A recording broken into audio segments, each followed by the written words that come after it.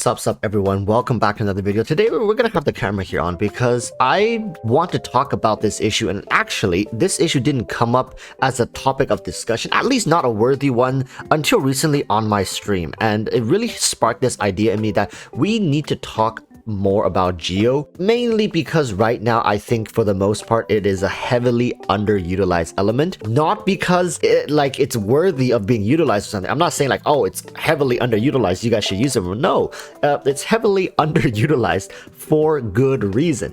Geo as an element has very little going for it in the reaction department. In fact, it's like nothing. And you might be like, oh well, crystallize is a byproduct for the most part. I use it, I sometimes take advantage of it, and I think it's pretty good. Right, sure, but for the most part, I think in some team cases, it does more harm than good even. For example, in this Hu Tao double Geo team, let's say you put a Zhongli pillar here and you just happen to fight in this area.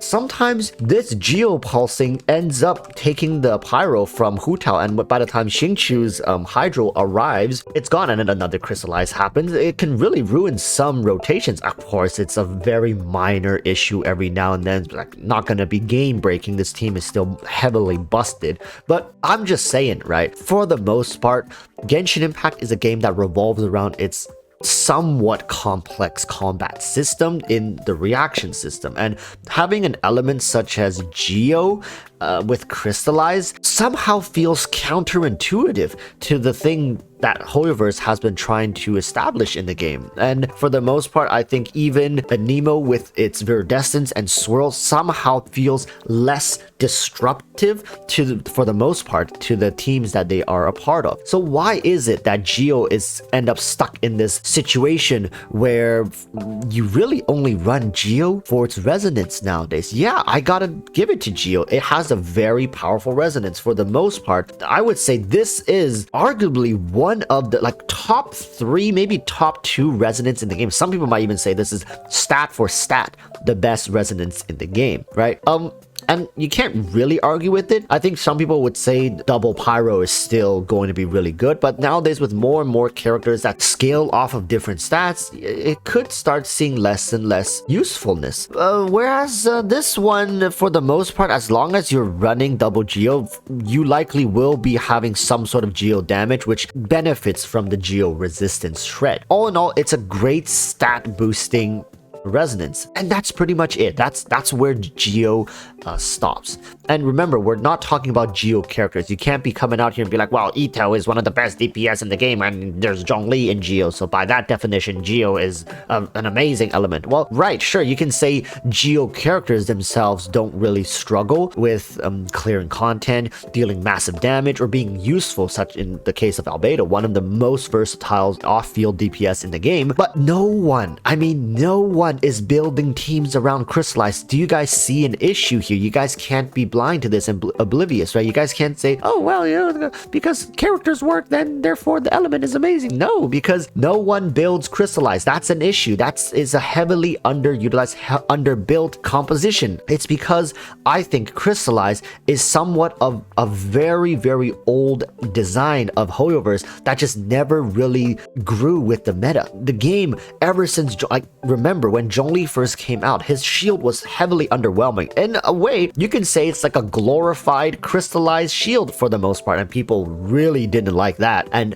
what happened? Zhongli's shield got buffed to the heavens, and now crystallize really just looks so underwhelming. I'll be honest with you guys. A team, let's say, with Yoimiya. Yoimiya cannot function without Zhongli in her team for the most part, unless you somehow figure out a way to make crystallize work. That's like the only scenario in my head I'm thinking, okay, what if you made crystallize work really well in a Yoimiya team? Then you can justify not bringing Zhongli, but still at the same time, can you really get it to be that reliable that you can replace a Zhongli shield with crystallized? I don't think so, because you'll never be able to get the resistance shred, so it's never going to be as good. So if you have a Zhongli, why not just run a Zhongli? This is where some changes I do think needs to happen. We talked about this on stream. I think for the most part, crystallized shields needs to be more durable. Now you guys might be like, whoa Walrus, all right, then what the hell is the point of Zhongli? Understand, even in the case where their durability gets close to Zhongli's Jade Shield, you have to gather an elemental typing shield for all elemental typings, because Zhongli's Jade Shield has 150% resistance to all elements. You need to match up the element of your crystallized shield to the element of the enemy to get that 150% resistance bonus, right? So if you're fighting Hydro, you need a Hydro shield. If you're fighting Pyro, you need a Pyro shield. So you still need, on top of all that, you still need to be very wary of what the hell you are doing with your crystallized reaction shields. For the most part, I do think a good change would be to let the shield be somewhat stackable, right? Okay, relax.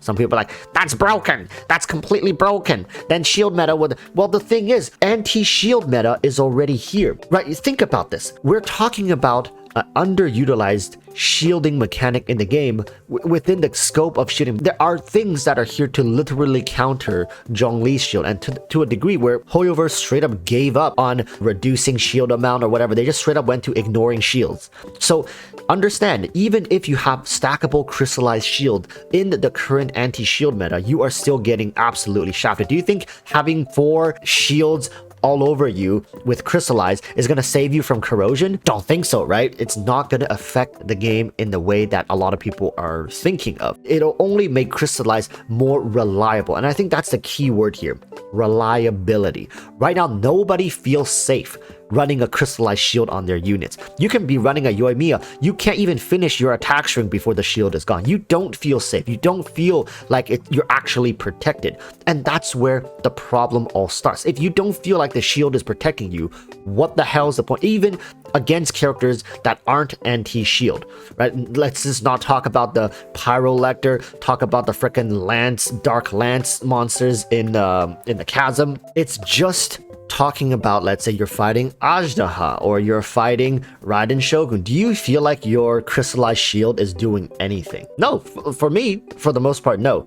And I think we should start there. Having crystallized shield be stackable, meaning you can have multiple on you, and maybe, just maybe, have the shield amount be stackable as well. So you can constantly be refreshing your shield as you go, and as long as you're having elemental damage of some sort, let's say you're fighting Raiden Shogun with an Electro character, then you can have an Electro shield over you to resist the Raiden Shogun's Electro damage. It does still feel counterintuitive though, if you guys really think about it. Let's say you're fighting Raiden Shogun, why would you be using an Electro character to fight Raiden Shogun? So then if you're not using an Electro character to fight Raiden Shogun, then it's going to be quite difficult for you to get an Electro crystallized shield. For the most part, a lot of this, when I think about it, when you think about it, it just doesn't make much sense. I understand the crystallized reactions was made to counter enemies who are inherently an element type, like the slimes, right?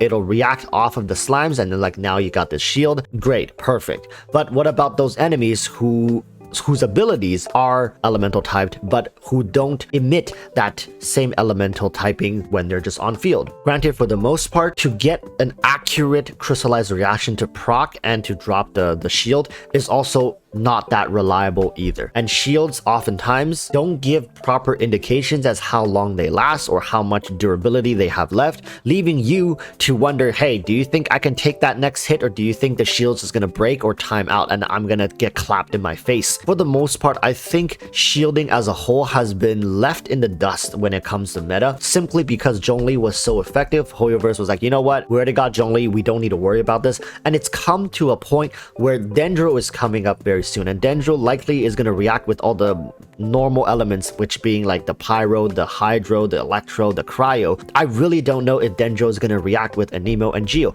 I've been saying this for 2 patches, people. Like, you guys might be like, oh look, he looks at leaks. The Walrus looks at leaks. Bro, just check my older videos. I literally been having the same concern, saying, will Dendro react with Anemo and Geo? Because the answer to this question is going to bring up a slew of issues going forward. Meaning, is Verdescent going to have its role in a Dendro team? Is Geo going to finally have a usable reaction? All these questions, where are the answers? Some of you guys look at leaks, right? You know the answers. Then what's your proposed answer? Do you think going forward in this manner is the best way to go for the Geo element? Should Geo just stick with their mono teams with Ito, Albedo, Goro, and Zhongli or whatever? Is that the future for this element? Are you truly content sitting here saying, oh, we don't need crystallize in the game, that's just gonna overcomplicate things. Will it though? Why not give players a reliable shielding mechanics that's built into reactions? Sure, don't let it shred resistance, don't let it be as powerful and as all-encompassing as Zhongli's Jade Shield, but